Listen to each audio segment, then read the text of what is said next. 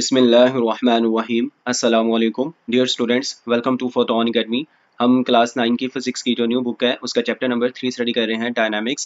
Previous lecture के अंदर हमने फ्रिक्शन और types of friction, rolling friction, sliding friction और मेथड ऑफ रिड्यूसिंग फ्रिक्शन को डिस्कस किया था। इस लेक्चर के अंदर हम बहुत ही इंपॉर्टेंट टॉपिक है और ये लॉन्ग क्वेश्चन है, इम्पल्स एंड मोमेंटम। ठीक है, ये आपकी बुक का पेज नंबर 67 है। इसके ऊपर ये टॉपिक है इम्पल्स एंड मोमेंटम।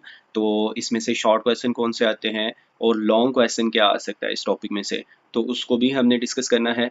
अब ये देखें, काफ़ी ज़्यादा ये डेरिवेशन है इस पेज के ऊपर। तो इसका जो लॉन्ग क्वेश्चन है वो आपकी बुक के लास्ट के ऊपर गिवन है, जो हमारी ये लास्ट के ऊपर एक्सरसाइज के अंदर अगर आप देखें कॉम्प्रीहेंसिव क्वेश्चन हैं, तो यहाँ पे क्वेश्चन 3.3। ठीक है, सो ये है हमारे पास क्वेश्चन 3.3। ये देखें, ये जो 3.3 क्वेश्चन है, define momentum and express Newton second law of motion in terms of change in momentum. ठीक है, तो इस क्वेश्चन, ये जो लॉन्ग क्वेश्चन है, इसको भी हमने देखना है कि अगर हमने इस टॉपिक में से लॉन्ग क्वेश्चन किस तरह से अटेम्प्ट करना है और जो शॉर्ट क्वेश्चन हैं उनको किस तरह से करना है। ठीक है, तो उसके लिए अभी मैं आपके साथ नोट शेयर करूँगा और फिर हम इसको थॉरोली जो है वो अंडरस्टैंड भी करेंगे और साथ में इसको देखेंगे कि हमने लॉन्ग क्वेश्चन अगर एग्जाम में आ जाए तो उसको लिखना कैसे है। जी स्टूडेंट्स, तो ये हमारे पास जो है ये नोट्स हैं और इसमें जो पहले लॉन्ग क्वेश्चन जो मैंने अभी आपको बताया वो क्वेश्चन किस तरह से आएगा लॉन्ग क्वेश्चन, और उसको हमने किस तरह से अटैक करना है। तो लॉन्ग क्वेश्चन है हमारे पास, टॉपिक है इम्पल्स एंड मोमेंटम।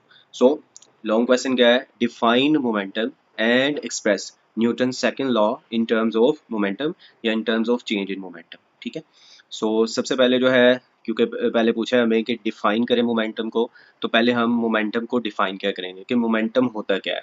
ठीक है, अब ये देखें कि अगर आप भी इसका फिजिकल मीनिंग जानना चाहते हैं कि मोमेंटम क्या होता है, तो मोमेंटम जो है वो बेसिकली किसी भी बॉडी की वो प्रॉपर्टी होती है जिसकी वजह से उसके रास्ते में कोई चीज़ आए तो वो उसको डैमेज काज कर सकती है। मतलब हम लोग ये कह सकते हैं कि अगर किसी बॉडी के पास मोमेंटम है तो उसके पास ये एबिलिटी है कि उसके रास्ते में अगर कोई चीज़ आएगी तो वो उसको डैमेज काज कर सकता है। ठीक है, और इसको फिजिक्स की टर्म्स के अंदर हम लोग किस तरह से मोमेंटम को डिफाइन कर सकते हैं, कब किसी बॉडी के पास ये एबिलिटी आती है कि अगर उसके रास्ते में कोई चीज़ आएगी तो वो उसको डैमेज काज कर सकता है। तो उसके लिए हम लोग ये कहते हैं, इसकी डेफिनेशन देखें, the quantity of motion possessed by a body. ठीक है, मोशन की वो मिकदार जो किसी बॉडी के पास होती है due to its mass and velocity, उसके मैस और वेलोसिटी की वजह से जो किसी बॉडी के पास मोशन की मिकदार होती है, हरकत की मिकदार होती है, उसको हम लोग बोलते हैं मोमेंटम। ठीक है, तो ये आपको डेफिनेशन अब बड़ी अच्छी तरह से समझ आ जानी चाहिए। जब भी कोई बॉडी जिसका मैस हो, तो कोई भी बॉडी होगी उसका मैस होगा और वो मूव करना शुरू कर दे, ठीक है, वो बॉडी जो है वो चलना शुरू कर दे। अब आप इमेजिन करें कि कोई बॉडी है जिसका मैस है और वो मूव कर रही है, तो उसके पास जैसे कि एक क्रिकेट बॉल है, अगर वो मूव कर रही है और उसके सामने कोई शीशे की कोई चीज़ या खिड़की से जैसे बॉल टकराती है क्रिकेट बॉल, तो वो उसको तोड़ देती है। तो इसका मतलब क्या हुआ कि जब बॉल मूव करना शुरू की, बॉल का कुछ ना कुछ मैस होगा और वो मूव कर रही है, तो जब भी कोई मूविंग बॉडी जिसका मैस हो और उसके पास वेलोसिटी हो, तो उसके पास एक क्वांटिटी आ जाती है, उसके पास एक खासियत आ जाती है कि वो अपने रास्ते में आने वाली चीज़ को डैमेज कर सकती है। ठीक है, तो उसको उस जो उसकी ये क्वालिटी है डैमेज कॉज करने की, that we can say that is momentum. ठीक है, so it is called momentum. और ये किसके इक्वल होता है, अगर हमने किसी बॉडी का मोमेंटम जो है वो कैलकुलेट करना चाहते हैं कि किसी बॉडी के पास कितना मोमेंटम है, ठीक है, तो वो हम लोग किस तरह से कैलकुलेट करेंगे, उसका जितना मैस है और जितनी वेलोसिटी है दोनों को आपस में मल्टीप्लाई कर देंगे। तो ये किसके इक्वल होता है momentum, it is equals to the product of mass and velocity of moving body. कोई भी मूविंग बॉडी है उसके मैस को उसकी जितनी वेलोसिटी है उससे मल्टीप्लाई कर दें तो हमें पता चल जाएगा कि उसका मोमेंटम कितना है, मतलब उसके रास्ते में अगर कोई चीज़ आएगी तो वो उसको कितना डैमेज कर सकता है। ठीक है, ये दोनों चीज़ों के ऊपर डिपेंड करता है कि मैस और जो बॉडी है उसकी वेलोसिटी कितनी है। ठीक है, जैसे कि अगर मैं आपको एग्जांपल दूं तो एक बुलेट जो होती है उसका मैस बहुत कम होता है। जो गन के अंदर हम गोली जो है जो चलाते हैं, तो जो बुलेट होती है गन के अंदर उसका मैस जो है वो तकरीबन 250 ग्राम के करीब होता है, बट उसकी वेलोसिटी जो होती है वो बहुत ज़्यादा होती है। वो बुलेट को जब फायर किया जाता है बड़ी तेज़ी से मूव करती है, मैस कम है बट वेलोसिटी ज़्यादा होने की वजह से उसका ओवरऑल मोमेंटम जो है वो ज़्यादा हो जाता है। सिमिलरली अगर हमारे पास एक ट्रक है, ठीक है। ट्रक का मास तो कम है बट वो थोड़ी सी भी वेलोसिटी से मूव कर रहा है तो उसका जो मोमेंटम होगा वो ज्यादा होगा, ठीक है। क्योंकि मास के ज्यादा होने से भी मोमेंटम ज्यादा हो सकता है और वेलोसिटी के ज्यादा होने से भी मोमेंटम ज्यादा हो सकता है। और अगर ये दोनों चीजें ही किसी बॉडी की बहुत ज्यादा हो तो इसका मतलब उसका मोमेंटम भी बहुत ही ज्यादा है, ठीक हो गया। अगर किसी बॉडी का मास भी बहुत ज्यादा है, मतलब आप समझें कि एक हैवी जो है ट्रेन है, अब ट्रेन का मास बहुत ज़्यादा है और ट्रेन जो है वो बहुत ज़्यादा स्पीड से मूव कर रही है, बहुत हाई स्पीड से मूव कर रही है, तो इट कैरीज मैसिव, बहुत ज़्यादा उसका मोमेंटम होगा और उसके रास्ते में कोई चीज़ आएगी तो उसको बहुत ज़्यादा डैमेज वो काज कर सकती है, ठीक है। आई होप आपको अब जो मोमेंटम का कॉन्सेप्ट है वो समझ आया होगा। अब जो है हम लोग इसका अगर फॉर्मूला देखें तो फॉर्मूला भी ऐसे ही बना है कि मोमेंटम को अगर आप कैलकुलेट करना चाहते हैं तो फिर आप क्या करेंगे कि वो जो बॉडी है जो चल रही है उसके मास को उसकी वेलोसिटी से मल्टीप्लाई करेंगे तो हमारे पास आ जाएगा मोमेंटम, और मोमेंटम को हम लोग जो है वो पी से शो करते हैं, ठीक है। तो यहाँ पे ये नीचे मैंने लिखा भी हुआ है कि पी जो है वो मोमेंटम है, एम जो है वो मास को शो कर रहा है और वी जो है वो किसको शो कर रहा है, वेलोसिटी को, ठीक है।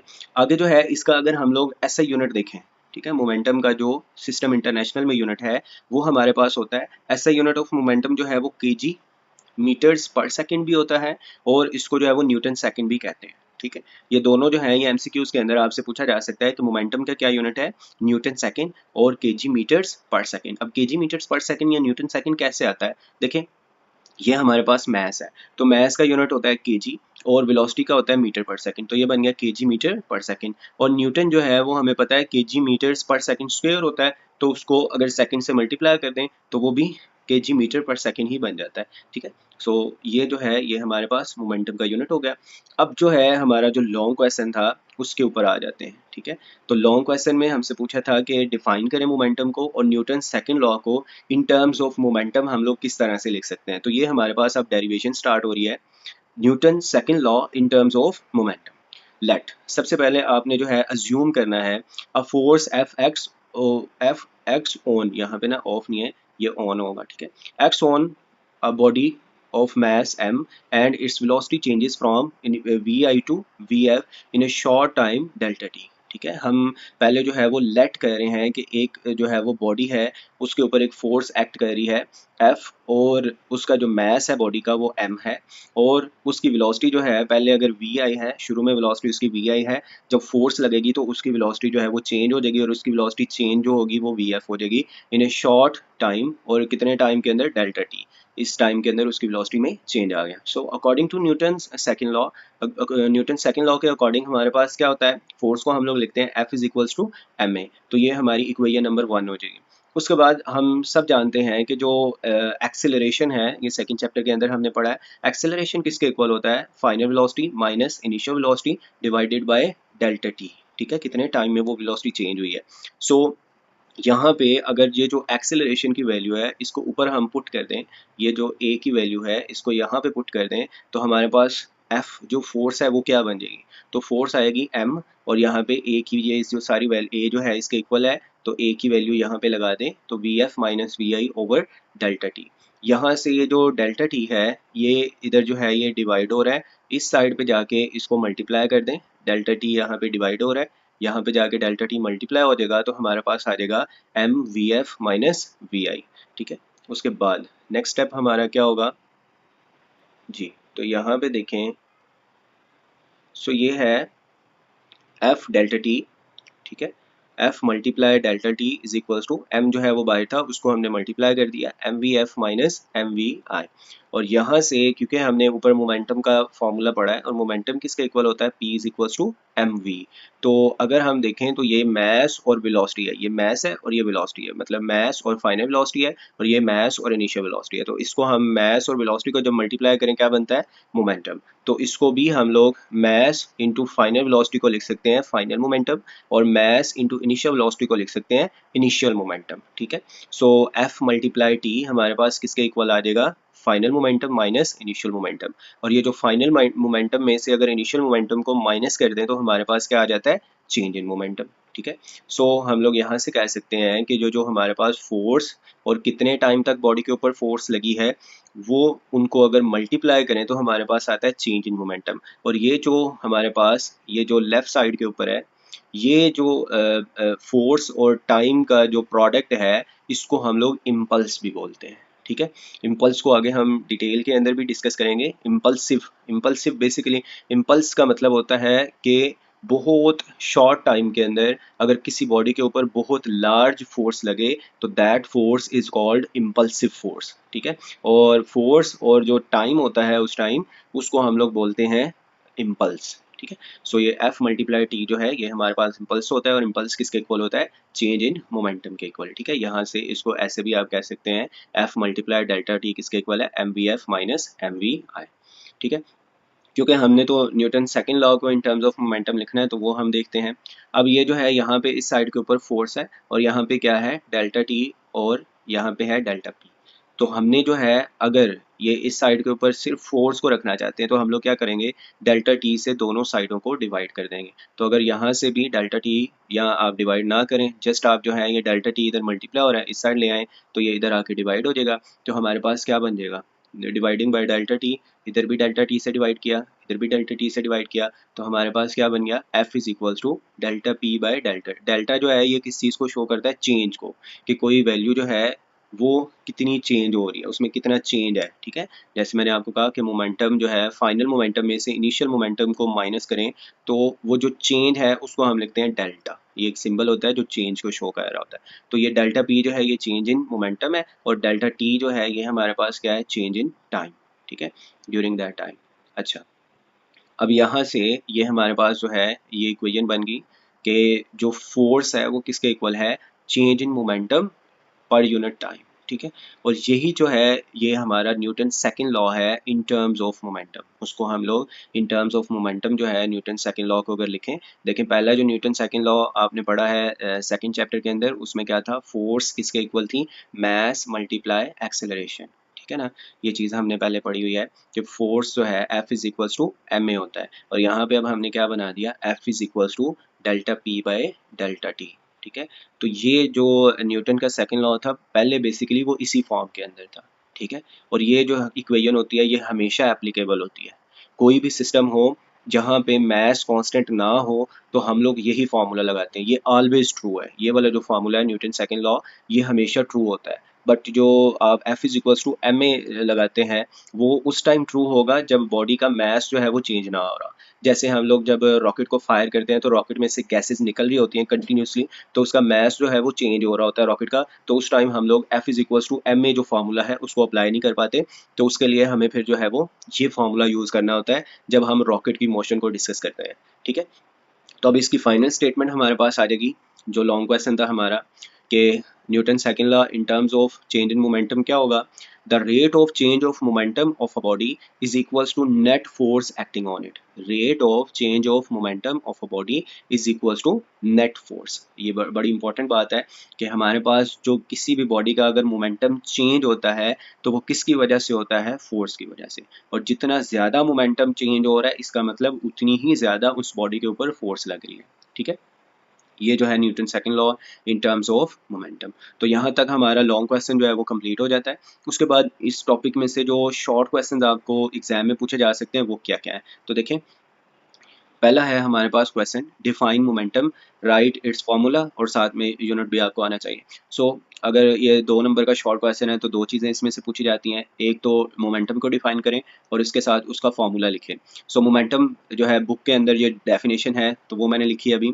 Momentum is the product of mass and velocity of a moving body, और इसका जो फार्मूला होगा वो हमारे पास क्या होगा? P is equals to mv।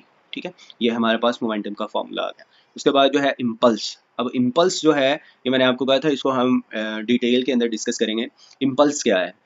Impulse basically मैंने पहले भी आपको बताया कि जब किसी बॉडी के ऊपर बहुत लार्ज फोर्स एक्ट करती है फॉर वेरी शॉर्ट टाइम, तो उस टाइम फोर्स की मैग्नीट्यूड को फाइंड करना हमारे लिए बड़ा मुश्किल होता है क्योंकि बहुत शॉर्ट टाइम के अंदर फोर्स लगी है और बहुत ज़्यादा फोर्स लगी है। लेट्स सपोज अगर एक जो है वो क्रिकेटर जो है वो बैट से बॉल को हिट करता है तो बहुत शॉर्ट इंटरवल ऑफ टाइम के लिए बॉल और बैट जो है वो आपस में इन कॉन्टैक्ट आते हैं।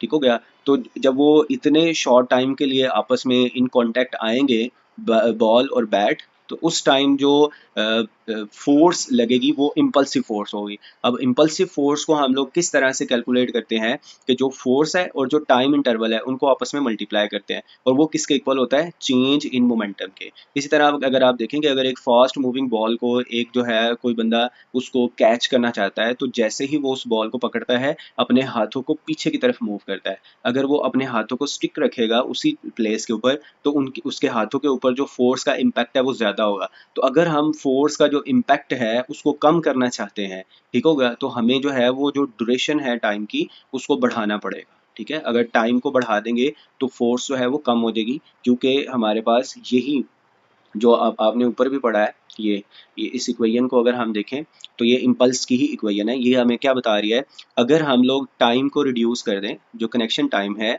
उस टाइम को अगर हम रिड्यूस कर दें तो फोर्स जो है वो बढ़ जाएगी। ठीक है, और अगर हम लोग टाइम को बढ़ा दें, जो कोलिजन टाइम है उसको बढ़ा दें, तो फोर्स जो है वो कम हो जाएगी। सो इम्पल्स और इसका फॉर्मूला, इम्पल्स की पहले डेफिनेशन देख लें। When a large force acts on a body for very short interval of time, then the product of force and time is called impulse. ठीक हो गया। और इम्पल्स का फॉर्मूला हमारे पास होता है एफ मल्टीप्लाई डेल्टा टी, और ये किसके इक्वल होता है, चेंज इन मोमेंटम के इक्वल। उसकी एग्जांपल हमारे पास आ जाएगी, a batsman hitting the ball with bat.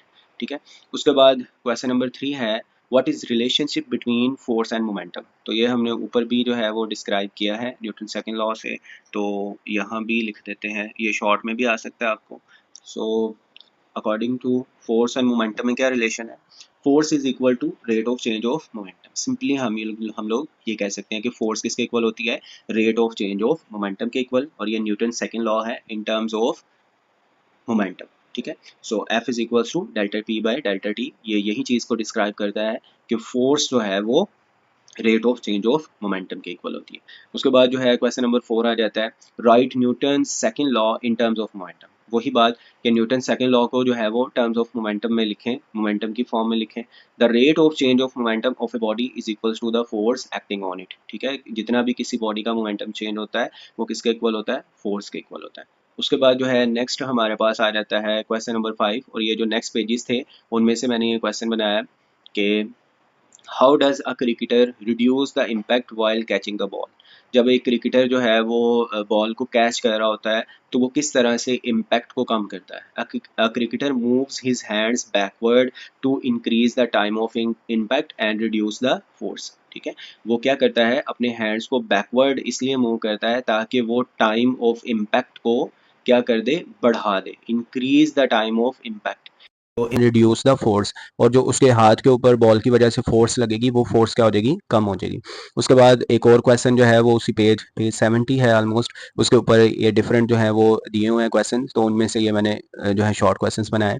Y is soft material use to pack fragile objects. जो टूटने वाली चीज़ें हैं, जैसे कि हमारे पास कोई शीशे की बनी हुई कांच की चीज़ें हैं, उनको जो है वो बबल रैप या फिर जो है वो वाइट कलर की जो है वो एक हमारे पास मटेरियल होता है सॉफ्ट मटेरियल, उसके अंदर रैप करके रखते हैं। लैपटॉप्स वगैरह या कोई स्क्रीन्स वगैरह होती हैं, एलईडीज़ होती हैं, जब उनको एक जगह से दूसरी जगह ट्रांसफ़र करना होता है तो उनके टूटने का खदशा होता है, तो उसके लिए हम लोग फिर उनको जो है वो सॉफ्ट मटेरियल्स के अंदर रैप करते हैं। उसकी भी वजह यही होती है, सॉफ्ट मटेरियल्स क्या करते हैं, increases the time of impact, वो जो इम्पैक्ट टाइम है उसको बढ़ा देते हैं, और उसकी वजह से क्या होता है, and reduce the force, protecting the fragile objects. ठीक है, फ्रेजाइल ऑब्जेक्ट्स क्या हैं, ऐसे ऑब्जेक्ट्स जो आसानी से टूट सकते हैं। उसके बाद लास्ट क्वेश्चन है, what is function of crumple zones in car. जो कार के अंदर जो है क्रैम्पल जोन्स होती हैं, उनका जो है वो क्या फंक्शन होता है, उनका क्या काम होता है। तो क्रैम्पल जोन बेसिकली क्या है कि कार का जो फ्रंट वाला हिस्सा होता है ना, ठीक है, जिसके नीचे इंजन होता है, तो उसके काफ़ी पीछे जो है वो ड्राइवर बैठा होता है, आगे वाला काफ़ी जगह जो है वो उसको कवर अप किया होता है। ठीक है, तो उसकी वजह भी क्या होती है, crumple zone increases the time of impact in crash. अगर कार जो है वो क्रैश करती है तो उसका जो आगे काफ़ी सारा एरिया इसीलिए बनाया जाता है, उसके जो फ्रंट व्हील होते हैं वो काफ़ी आगे होते हैं और फिर पीछे जो है वो ड्राइवर बैठा होता है, तो उस एरिया को हम लोग बोलते हैं क्रैम्पल जोन। तो क्रैम्पल जोन का भी मकसद क्या होता है कि इंक्रीज कर दें टाइम ऑफ इम्पैक्ट, और अगर कार जो है वो क्रैश होती है उससे क्या होगा, reducing the force on passengers, और जो पैसेंजर्स बैठे होंगे कार के अंदर उनके ऊपर उस फोर्स का इम्पैक्ट जो है वो कम से कम आए। इसको जो है, इन क्वेश्चंस को आप अपनी बुक से भी देख सकते हैं। अभी मैं आपके साथ बुक के पेजेस शेयर कर देता हूँ जिनमें से ये क्वेश्चन हमने डिस्कस किए हैं।